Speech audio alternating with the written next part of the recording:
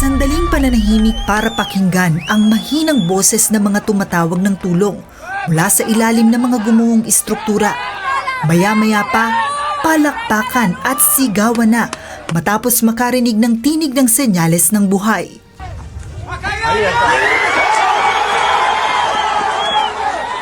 Ito ang eksenang paulit-ulit na nasasaksihan sa mga rescue sites sa Colombia habang walang tigil ang paghahanap sa mga maaari pang buhay sa ilalim ng mga guho. Sa ikatlong araw ng search and rescue operations, tulong-tulong ang mga bumbero, rescuer at volunteers sa maingat na pag-aalis ng mga tipak ng semento at paghahanap sa mga nawawala. Ayon kay Cali Mayor Alejandro Eder, nasa kritikal na 72-hour window pa sila kung kailan pinakamalaki ang tsansa na may makuha pang mga survivor. Que todos tengamos presente que estamos en una carrera contra el tiempo por la vida. Nosotros estamos aquí trabajando sin descanso durante las últimas 72 horas para salvar vidas. Hiniling din ni Eder ang disiplina at katahimikan sa mga rescue site para mas maramdaman at marinig ng mga search dog, thermal cameras, radar at sonar ang posibleng senyales ng buhay. Que la mejor contribución que podemos hacer en este momento es el silencio y el orden en los puntos de rescate. Sa kabila ng lawak ng pinsala at patuloy na pagtaas ng bilang ng mga nasawi, bawat tinig na naririnig mula sa guho ay nagiging kwento ng pag-asa sa gitna ng matinding trahedya. Kabilang dito ang 35 anyos na si Carlos Esteban Rebolledo na nailigtas sa Cali matapos ang ilang oras na pagkakatrap sa ilalim ng mga debris. Madaling araw nitong Martes nang makuha si Rebolledo na nagtamo ng minor injuries. Nailigtas din si Diana Marcela Troncoso na mahigit 30 oras na napailalim sa mga debris. Matapos ang masusing operasyon gamit ang search dog, pagputol sa mga nakaharang at mano-mano na pag-aalis ng mga guho, nakalabas ng buhay si Daniela. Sa Pereira naman, isa pang 32 anyos na babae na si Daniela Andrea Largo Sanchez ang nailabas ng buhay mula sa gumuhong hotel matapos ang mahabang search and rescue operation. Se trata de Daniela Andrea Largo Sánchez, de 32 años, que fue encontrada bajo las ruinas de un hotel que colapsó. Ella estaba desaparecida, la estaban buscando y fue encontrada después de 7 horas de búsqueda por parte de los bomberos. Habían empezado a buscarla, detectaron a la 1:30 y la labor heroica de los bomberos, su profesionalismo logró rescatarla con vida. La llevaron al hospital de Pereira y está en recuperación. Es una gran noticia. Isinugod si Daniela sa ospital at patuloy nang nagpapagaling.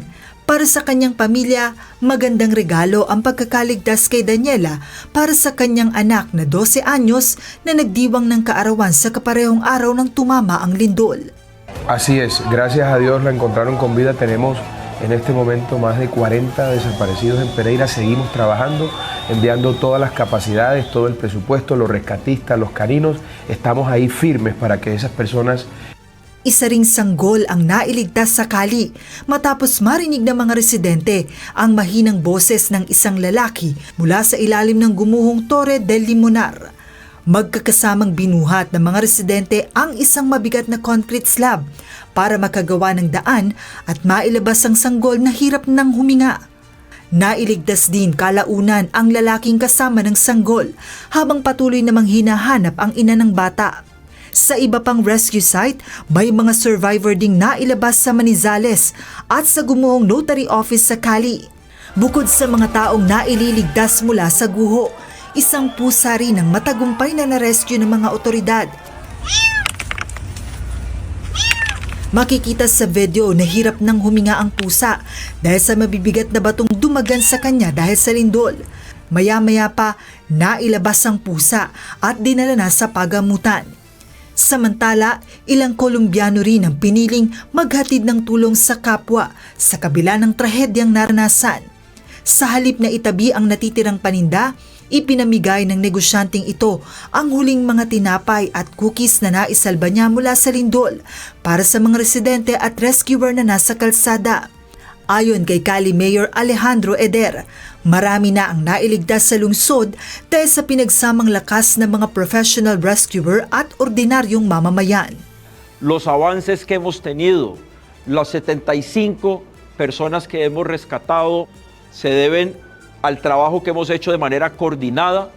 Samantala, nagdeklara na si President Abelardo de la Espriella ng state of emergency para mapabilis ang paggamit ng pondo at pagpapakilos ng mga ahensya. 3 araw na national mourning din ang idineklara kung saan ibababa sa half-staff ang bandila sa mga government building at Colombian embassies sa iba't ibang bansa bilang paggunita sa mga nasawi. Patuloy rin ang pagdating ng mga international aid, kabilang ang tulong mula sa United States, European Union, El Salvador at iba pang bansa. Sa gitna ng daang-daang buhay na nawala, patuloy na kumakapit ang Colombia sa bawat mahinang boses at pag-iyak na nagmumula sa ilalim ng mga guho. Sa bawat survivor na nare-rescue, muling nabubuhay ang pag-asang may iba pang naghihintay lamang na marinig, matagpuan at mailigtas mula sa trahedyang yumanig sa kanilang bansa. Joannano, humahataw sa balita ngayon.